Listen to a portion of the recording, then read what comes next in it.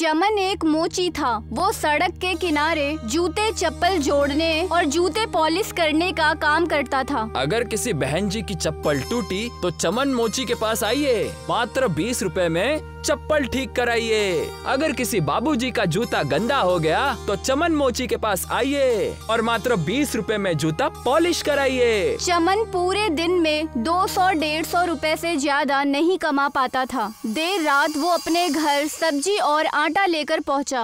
लो सरला, आज फूल गोभी लेकर आया हूँ। सूखे मसाले डालकर खूब चटपटी करके बनाना। फूल गोभी इस समय बहुत महंगी है, तो गोभी लाने की क्या जरूरत थी। लौकी तुरई कद्दू खा खा कर मन उब गया है, तो आज मैंने सोचा गोभी ले चलता हूँ। अपनी कमाई देखकर चीजें खरीदा करो। महंगे आइटम खाने हैं तो ये मोचीगिरी छोड़कर कोई और काम धंधा शुरू करो। अब मैं और क्या काम करूँ? मेरे पिताजी भी मोची थे, उन्होंने ही मुझे ये सारे काम सिखाए। तुम जरा खाना बनाने से पहले थोड़ी चाय बना लो, वरना खाना खाने से पहले ही मुझे नींद आ जाएगी। कुछ देर बाद सरला चाय लेकर आई। ये लीजिए, मसाले खत्म हो चुके हैं। तुम हल्दीराम सेठ के दुकान से मसाले ले आओ, वरना गोभी बिल्कुल बेस्वाद बनेगी। जाता हूँ, अभी जाता हूँ, लेकिन कहीं हल्दीराम की दुकान बंद ना हो गई हो। चमन सेठ हल्दीराम की दुकान पर गया। हल्दीराम गाँव में मसालों का सबसे बड़ा व्यापारी था। जब चमन हल्दीराम की दुकान पर पहुंचा, तो हल्दीराम उस समय दुकान को बंद कर रहा था। सेठ जी रुक जाइए, मुझे 50 ग्राम धनिया, 50 ग्राम कश्मीरी लाल मिर्च, 50 ग्राम सब्जी मसाला और 50 ग्राम हल्दी दे दीजिए। अब मैं तुम्हारे 50-50 ग्राम मसालों के लिए फिर से दुकान खोलूं? टाइम पे क्यों नहीं आते? माफ कीजिए सेठ जी, आज काम से लौटते वक्त जरा देर हो गई। मेरी घरवाली में भी बुद्धि जरा कम है। जब मसाले पूरी तरह से खत्म हो जाते हैं तब बताती है। पैसे लाए हो या खाली हाथ आए हो? नहीं सेठ जी, पैसे लेकर आया हूँ। हल्दीराम ने दुकान खोलकर सारे मसाले दिए। ये लो 400 रुपए दो। सेठ जी 400 रुपए कैसे हो गए? क्या मसाले इतने महंगे हो गए? देखो रात के 11 बजने वाले हैं, ये मोल भाव करने का समय नहीं है। तुम जैसे गरीबों को तो सौदा देना ही बेकार है। चुल्लू भर सामान खरीदते हो और दाम देने पर भी आनाकानी करते हो। तुम्हारे पास 400 रुपए है तो बताओ, वरना मेरा समय मत बर्बाद करो। सेठ जी इस समय मेरे पास 200 रुपए है, आप इन्हें रख लीजिए, कल मैं आपको बाकी के 200 रुपए दे जाऊंगा। ले जाओ फ्री का माल। तुम गरीबों को सामान उधार दे देकर मेरे हजारों रुपए फंस गए हैं। हल्दीराम ने चमन की खूब बेइज्जती कर ली, फिर उसे मसाले दिए। चमन मसाले लेकर घर पहुंचा। खाना खाते वक्त सरला ने चमन को कहा, कई महीने हो गए लेकिन मुझे ना तो उल्टियाँ हुई हैं, ना ही पेट में भारीपन महसूस हो रहा है। कल आप मुझे डॉक्टर के पास ले चलिए। ठीक है, कल काम पर जाने से पहले तुम्हें डॉक्टर के पास ले चलूंगा। चमन अगले दिन अपनी बीवी को डॉक्टर के पास लेकर गया। कुछ जांचें करने के बाद डॉक्टर ने कहा, वैसे तो सब कुछ ठीक है, लेकिन तुम्हें अपना खान पान सुधारना होगा। अनार, सेब, मछली, अंडा, दूध, दही, ये सब अपने खान पान में शामिल करो। उस दिन रात में चमन सरला के लिए अनार और सेब लेकर पहुंचा। फल तो बहुत महंगे होंगे, आज आप हल्दीराम सेठ के पैसे कैसे चुकाएंगे? अरे तुम चिंता क्यों करती हो, उसके पैसे बाद में चुका दिए जाएंगे। थोड़ी बहुत बातें सुनाएगा तो मैं सुन लूंगा, फिलहाल तो मैं उधर जाऊंगा ही नहीं। अपनी बीवी को अच्छा खिलाने के लिए चमन खूब मेहनत करने लगा। वो जहाँ मोचीगिरी का काम करता था, उस जगह पर उसने बेचने के लिए कुछ पुरानी चप्पलें ही रख ली। जल्द ही चमन ने अपनी कमाई दोगुनी कर ली। जैसे जैसे सरला का पेट बाहर आ रहा था, वैसे वैसे चमन की खुशियाँ बढ़ती जा रही थी। चमन खुशी में हल्दीराम के पैसे वापस करना भूल गया। एक दिन वो खिलौने ले आया। इतनी जल्दी खिलौने क्यों ले आए?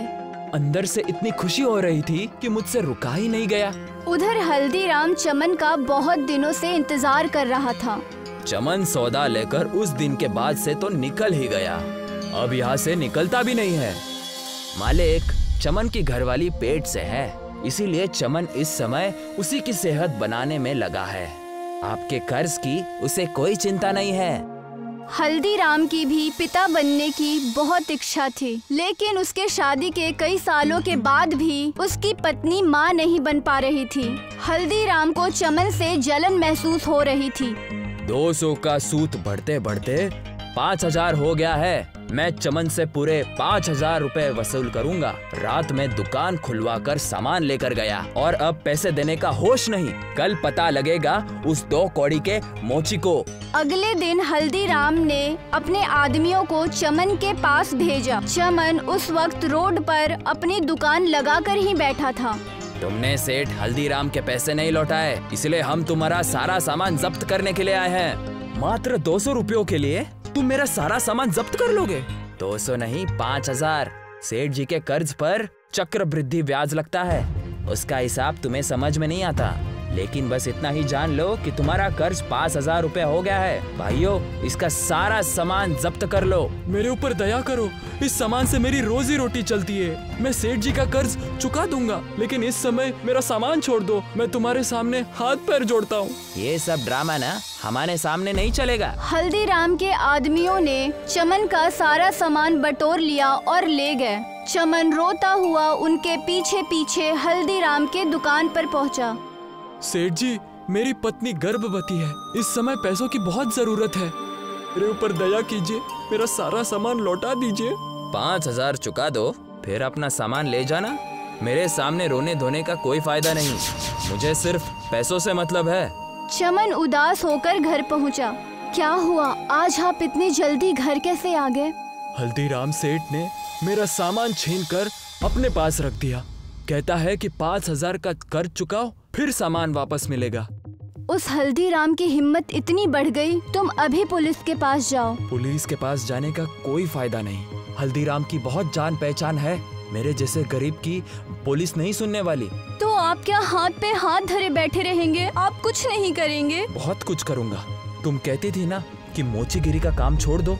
हल्दीराम की वजह से ही ये काम छूट गया। अब मैं जूते चप्पलों की दुकान खोल दूंगा। लेकिन उसके लिए पैसे कहाँ से आएंगे? मकान गिरवी रखकर। चमन ने अपना मकान गांव के प्रधान के पास गिरवी रख दिया और 2 लाख रुपए लेकर और जूते चप्पलों की शानदार दुकान खोली। चमन मजबूत टिकाऊ जूते चप्पल सही दामों पर बेचता था, इसलिए उसकी दुकान चल पड़ी। कुछ दिन बाद एक दिन चमन हल्दीराम सेठ के दुकान पर पहुंचा। सेठ, मैं तुम्हारे रुपए चुकाने आया हूँ। हालांकि मुझे अभी मोचीगिरी के सामान की कोई जरूरत नहीं है। वो सामान मेरे पिताजी की निशानी है, इसलिए वो मुझे अभी चाहिए। चक्रवर्ती ब्याज से तुम्हारा ब्याज अब 20,000 हो गया है। इतना कर्ज चुका पाओगे? चमन ने नोटों की गड्डी हल्दीराम के ऊपर फेंकी। 25,000 रुपए है, रख लो, जरूरत पड़ने पर तुम्हारे काम आएंगे। चमन मोचीगिरी का अपना सारा सामान ले गया। हल्दीराम को पहली बार अपनी बेइज्जती महसूस हुई। मेरी इतनी बेइज्जती? कल का ये मोची मेरे सामने रुपये फेंक कर गया है। प्रधान जी के पास अपनी घर गिरवी रख कर इसने अपनी दुकान शुरू की है ना। मुझे सब पता है कि ना ये घर का रहेगा कि ना घाट का। एक दिन हल्दीराम प्रधान के पास गया। जय राम जी की प्रधान जी। राम राम हल्दीराम, आज इधर दर्शन कैसे दे दिए? तुम्हें तो मसालों से ही नोट कमाने से फुर्सत नहीं मिलती। प्रधान जी, मैं आपके पास अपना कारोबार बढ़ाने के सिलसिले में ही आया हूँ। दरअसल मैं चमन का मकान खरीदना चाहता हूँ। हाँ, वो जगह गोदाम बनाने के लिए एकदम सही है। मैं उस मकान के 5 लाख रुपए देने को तैयार हूँ। आपके पास उस मकान के कागज तो है ही, मुझ पर थोड़ी रहम करे और वो मकान मुझे बेच दे। 5 लाख की कीमत सुनकर प्रधान के मन में लालच आ गया। उसने अपने आदमी को भेजकर चमन को अपने घर बुलवाया। क्या बात है प्रधान जी, आपने मुझे क्यों बुलाया? तुम्हारा कर्ज बढ़ते बढ़ते 4 लाख रुपए हो गया है। मुझे इस समय पैसों की जरूरत है। 4 लाख का कर्ज अभी चुकाओ, वरना तुम्हारा मकान और दुकान दोनों में बेच दूंगा। ये आप क्या कह रहे हैं प्रधान जी? आपने तो मुझे 2 साल का समय दिया था। अब इतनी जल्दी मैं आपके पैसे कहाँ से लौटा दूं? आज शाम तक रुपयों का इंतजाम कर दो, वरना मकान और दुकान दोनों छोड़ दो। चमन कुछ दिन पहले ही हल्दीराम को 25,000 रुपए देकर आया था। उसके पास 4 लाख का इंतजाम कहीं से भी नहीं हो सकता था। शाम को प्रधान के आदमी चमन की दुकान पर गए और उसकी दुकान और मकान पर कब्जा कर लिया। चमन की पत्नी 8 महीने की गर्भवती थी। चलो जंगल की तरफ चलते हैं। गांव में तो हमारे लिए कोई जगह नहीं बची। चमन और उसकी बीवी जंगल में गए। वो जंगल में खाने की तलाश में काफी आगे चले गए। उन्हें एक नदी मिली। ये नदी जरूर किसी गांव तक जाती होगी। चमन ने एक लकड़ी की नाव बनाई और दोनों लोग उस नाव पर बैठ गए। उस नदी ने चमन और सरला को एक रेगिस्तान तक पहुंचा दिया। हम तो किसी रेगिस्तान में आ गए। चमन ने देखा वो रेगिस्तान साधारण नहीं है। वहाँ रेत की पर्वतों की जगह सूखे मसालों की पर्वत थे। हल्दी का पर्वत था, लाल मिर्च का पर्वत था, सूखे धनिये का पर्वत था, आमचूर पाउडर का पर्वत था और भी बहुत पर्वत थे। लगता है भगवान ने हमारी मदद करने के लिए हमें यहाँ पहुँचाया है। ठीक कहा। इन मसालों को मैं गांव में ले जाऊंगा और सेठ हल्दीराम से भी बड़ी दुकान खोलूंगा। चमन ने बोरी में कई तरह के मसाले रख लिए और उन्हें लेकर गांव में पहुंच गया। चमन ने बहुत कम दाम पर मसाले को बेचना शुरू किया। आओ आओ गांव वालों, दिन दहाड़े लूट। 100 रुपए में सारे मसाले ले जाओ, कोई भी ले जाओ।